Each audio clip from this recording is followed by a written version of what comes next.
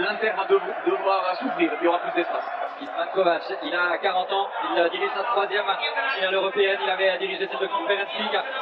La première de l'histoire entre la Roma et Feyenoord, l'année dernière celle de Dublin en Europa League entre l'Atalanta et le Bayer Leverkusen. Et désormais la reine des compositions pour lui, l'Inter. C'est plus que du classique avec Pavard qui est de retour. Il n'a pas joué durant le mois de mai, Lautaro Martinez est pita, il a le match de retour pour Barcelone dans ces 3 dernières rencontres pour le préserver pour ce rendez-vous. On a dit pas de joueurs signés pour cette rencontre et après évidemment l'hymne de cette Ligue des Champions.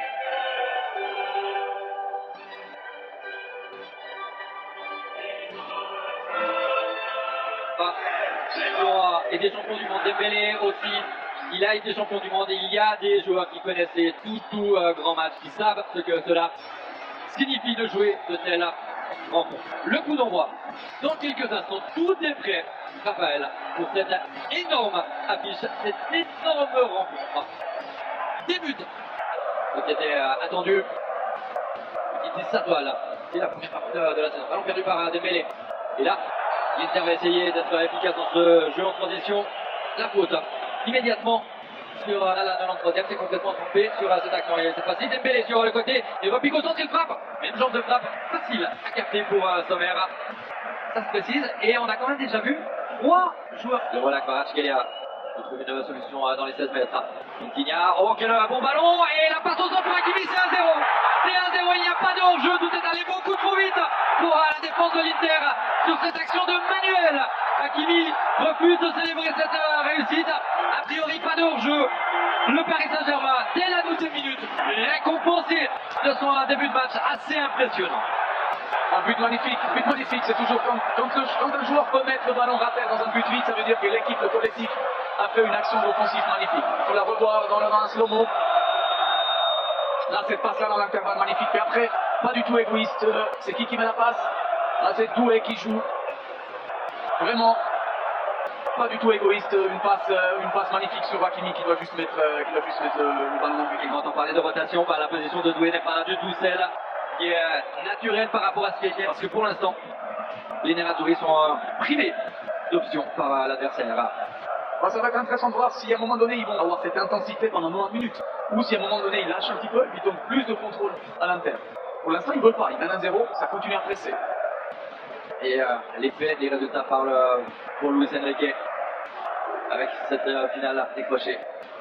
Qui se même, on connaît aussi la force aérienne de l'Inter Milan. Se bat pour obtenir un premier corner. Ça ne sera pas le cas, très bon travail de Pacho. À 200 à l'heure, déjà de l'autre côté, Ousmane Dembélé. Doué, c'est presque un tournant avec la frappe de Doué déviée par Di Marco, 2-0 pour le Paris Saint-Germain, même pas 20 minutes de jouer ici à Munich.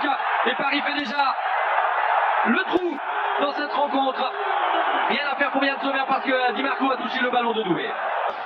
Ah, ça c'était une typique contre-attaque. Pour une fois, il n'y a rien d'espace pour le Paris Saint-Germain. Puis voilà quoi, après c'est de la malchance, le ballon dévié, rien à faire pour Yann Sommer. Voilà quoi. 2-0 pour l'instant mérité du PSG parce qu'ils mettent une intensité offensive et défensive de fou sur cette première minute. Et surtout sur cette action, on va voir si le ballon était sorti ou bien pas, a priori pas.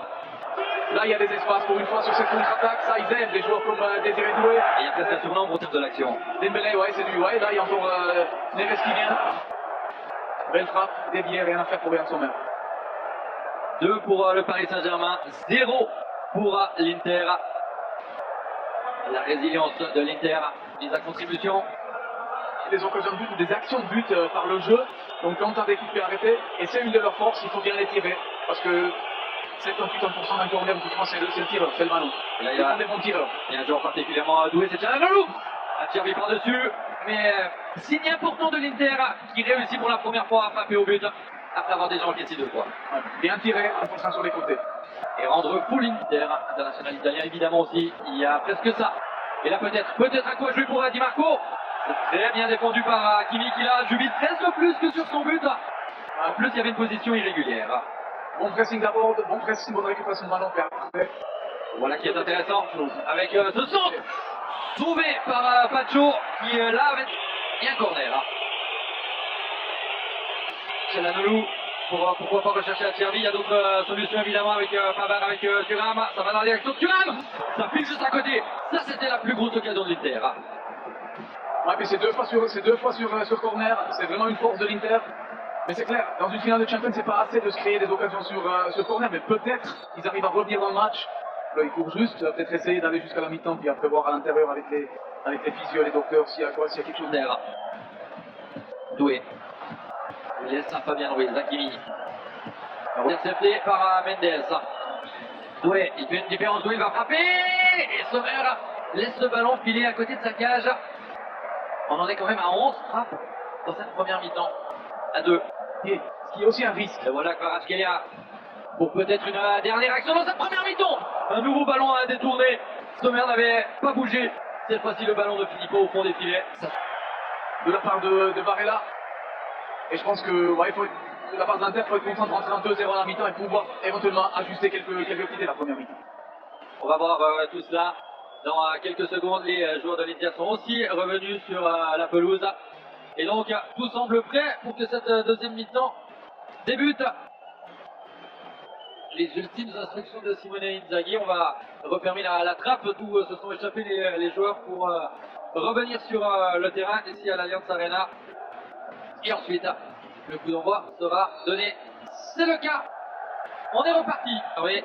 Et pour l'instant, c'est l'attitude défensive avec cette percée de Kvaratskhelia. Kvaratskhelia en force au 4. Ouais, bien joué, super bien joué. C'est passé, on va voir le slow-mo. Voilà, c'est les sympas. Là, le freeze, bien défendu par Pacho. Le contre-pressing et la faute, ça sera peut-être le premier carton. C'est un avertissement verbal et un avertissement de l'arbitre en direction de l'Équatorien pour qu'il se calme devant leurs supporters. Paris doit faire gaffe. C'est des petits détails dans un match comme ça, surtout contre une équipe comme l'Inter qui a tellement d'expérience, qui tout d'un coup ils reviennent par un coup franc, c'est 2-1. Et tout est ouvert de nouveau. Di Marco, Changer très alors vite. on réclame une faute de main. Monsieur Kovac n'a rien dit, l'action se poursuit et l'intervention de l'arbitre pour une faute de main italienne semble-t-il. Barella a été discuté. Plus tôt dans la saison, il aurait certainement été averti pour cela. C'est dans le jeu au pied parce que sous pression, Yann Sommer. Dembélé. Le ballon n'est pas revenu. Et c'était une vraie chance de marquer pour le Paris Saint-Germain.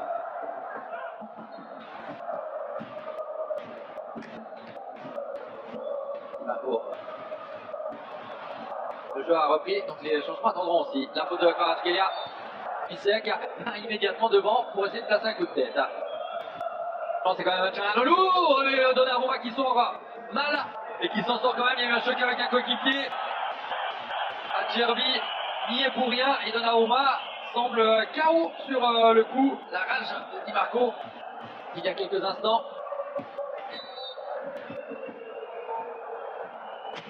Ballon à 13 enroulé, Donnarumma y va. La tentative de Barella. C'est pour ça qu'ils ont plus de possession et puis ils sont plus dangereux, il y a plus de fautes, il y a des corners. Et il y a surtout beaucoup de solidarité dans la défense parisienne et il y aura un premier carton. Trop d'envie pour Zalewski. C'est peut-être trompé en choisissant la solution individuelle. Lautaro Martinez a réclamé la balle, il ne l'a jamais reçue. Pour Martinez. Thuram, bien pris. Et Pacho va peut-être avoir droit. Toujours pas. Ce qui a le don d'énerver. Ça sera même pour Inzaghi. À qui il est reproché d'avoir déjà été Difficile. Ça peut très très vite changer dans des matchs comme ça. avec peut-être là une occasion de frapper. Barella, même pas contré. Il y avait peut-être mieux à faire le tir, c'était les tirs à 10, puisque pour l'instant Bissek est soigné. Dembélé de l'espace, il peut y avoir un gros danger encore une fois, avec l'intervention manquée, ce centre où Hakimi ne trouve personne, ça va même été trop vite pour ses coéquipiers, notamment Kvaratskhelia. C'était détourné, ça sera quand même un corner. Mkhitaryan sort, remplacé par Carlos Augusto. Et entré aussi. Dembélé. Pour Vitinha, et sacré surnom. Vitinha, le bon moment pour lancer. Doué. Non, c'est pas but. Oh, c'est but, oui. On a cru que le ballon avait été tapé au fond. Derrière le but, il était revenu, mais c'est bien au fond des filets que ce ballon a été. C'est 3-0 pour le Paris Saint-Germain sur cette action éclair. Dans le petit filet, ce ballon. 3-0. De nouveau, là on voit la qualité individuelle. Hein. Je crois que c'est au milieu du terrain, c'est Dembélé qui fait ce geste et puis qui libère Joao Neves, je crois. Ou Vitinha, mais de nouveau, c'est la qualité individuelle. Puis après, voilà, c'est une finition claire et nette. Puis je pense que là, ça va être très très difficile de revenir pour l'Inter. 3 buts à marquer en moins de 30 minutes pour les interistes. Et le doublé pour Désiré Doué. Mais la différence, elle est faite là. Ouais, je veux dire, Dembélé, il n'arrête pas de presser, il n'arrête pas de donner des On doit Ruiz bousculer ou pas? Par Neves, non. Les applaudissements du public parisien pour le double buteur Désiré Doué. Qui sort à la 66e minute de cette rencontre. Quitter sa vitesse peut faire mal. Le centre. Et pas de danger encore une fois. Commence quand même gentiment, mais sur moi, plus grand chose. Mis à part peut-être des mauvais gestes, à l'image de celui de Thuram qui va lui valoir un avertissement. Et parmi les solutions offensives, tout à l'heure, on a oublié d'un ami Miranimètre. Fabien Ruiz. Nouveau centre, dégagé, nouvelle chance pour Barcola par-dessus. Ça pourrait être très très long, les 20 minutes qu'il y a encore à jouer. Match va donner un avertissement à Cherby pour une faute. Les Italiens sont en pleine frustration désormais face à Brest. Le match le plus donc discuté par rapport à l'Inter. Il y a toujours quelqu'un pour récupérer ensuite. Et là, il y a des espaces. Là, il y a des espaces. Kvaratskhelia va pouvoir aller seul. Kvaratskhelia face à Yann Sommer. Et de 4 pour Paris. 4-0. Cette fois, tous les remplaçants se précipitent. Il n'y a plus de doute sur le vainqueur de la Ligue des Champions 2024-2025.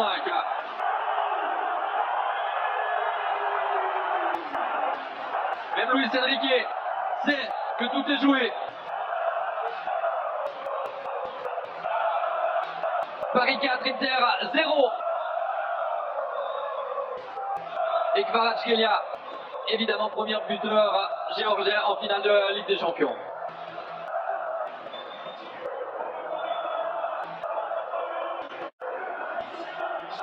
Une jolie passe de Dembélé. Après, avec la vitesse, il gagne la vie. Même s'il n'a pas marqué, mais c'est le joueur. C'est le joueur qui dicte la mentalité pour cette équipe. Pour Martinez. Bacho en refait une, encore une fois sans conséquence, si ce n'est un corner pour l'adversaire.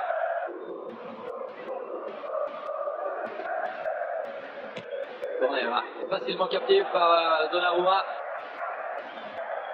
Je pense que c'est aussi important du côté de PSG, même si ce match il est gagné, de rentrer un joueur d'expérience qui Pas des saisons ne précédentes. défendait pas, non. Mais c'est Ça. Avec peut-être le 5e but. Non. L'Inter avec Barcola qui donne sa chance. Sommer n'a pas eu à intervenir. Les 3 changements vont s'effectuer pour Paris. Il ne va pas bien Ruiz et de Joao Neves. ça, c'est l'équipe du futur. C'est une équipe qui est très jeune. Hein. On a parlé dans le Appel, Barcola l'a montré tout à l'heure. Barcola, il trouve du soutien. Mayoulou, Barcola, Mayoulou. Et le 5. C'est tellement facile et ça fait plus de buts que lors de la finale remportée dans les années 90 par le Milan AC contre Barcelone. 4-0 ce jour-là à Athènes. 5 buts encaissés par l'Inter, qui a pu le Paris Saint-Germain combiner facilement dans les 16 mètres et construire encore une fois un magnifique but. magnifique, exceptionnel de nouveau. Comme ils ont créé ce but après la finition. Et quand on voit la joie de toute l'équipe, de tout le staff, en fait, c'est le miroir de ce qu'on voit sur le terrain. C'est vraiment une équipe sur le terrain. Avec le président du club, alors que les supporters de l'Inter sont en partie déjà italiens. Ils attendent la fin. Et ils n'arrêtent pas, hein. S'ils récupèrent encore un ballon, ils vont encore une fois seul au but et ils marquent le 6e. Mais c'est clair, perdre 5-0 dans une finale. Ouais, ça commence. Pour la forme, avant de siffler le terme de cette rencontre, il était raisonnable. Il n'ajoute pas la moindre seconde. Paris est titré pour la première fois de son histoire. Paris au palmarès de la Ligue des Champions. Enfin, ce club qu'il a tant recherché depuis que le Qatar a pris les rênes est au sommet du football européen. Victoire indiscutable. Wie laufen jetzt gefühlt barfuß über Scherben. Und dieses Finale. Und das ist ein großer Moment.